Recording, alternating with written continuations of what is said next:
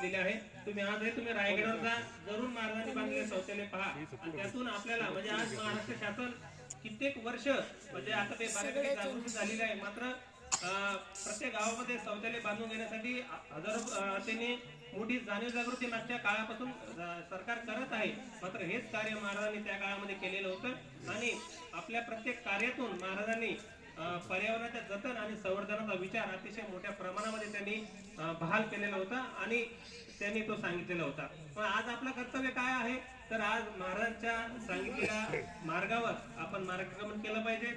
आज पर्यावरणाचा जो जटिल प्रश्न आहे तो आपण त्याच्या आपल्याला आपण एक व्यक्ती म्हणून महाराजांची जयंती आता आपण साजरी करणार आहोत, मात्र मग ती जयंती साजरी करत असताना आपण काय कार्य केलं पाहिजे, तर आपण एक तरी झाड लावलं पाहिजे, जेणे अनुषंगून आपल्याला महाराजांच्या कार्याला आपल्या ते खऱ्या अर्थाने ते अभिवादन ठरेल असं मला वाटतं। याशिवाय महाराजांनी तो निसर्गाचा सन्मान केला।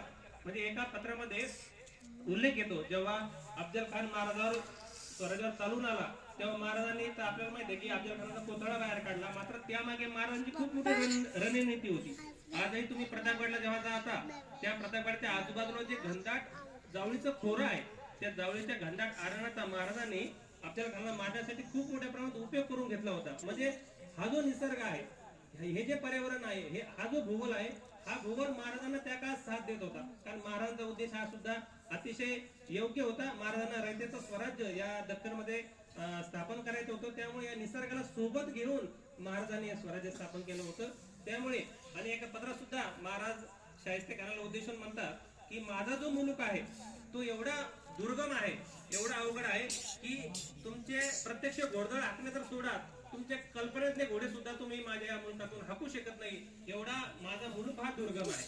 म्हणजे महाराजांचा या पूर्ण भूगोलावर या पर्यावरणावर किती गाढा विश्वास होता हे यातून आपल्याला दिसून येतं। याशिवाय अनेक त्या काळातल्या पत्रामध्ये सुद्धा उल्लेख येतात किंवा तत्कालीन जे परकीय प्रवासी होते त्यांनी सुद्धा लिहून ठेवलं आहे की महाराजांना स्वराज्यातल्या प्रत्येक गावाची खेडेगावाची प्रत्येक झाडापालासह माहिती होती।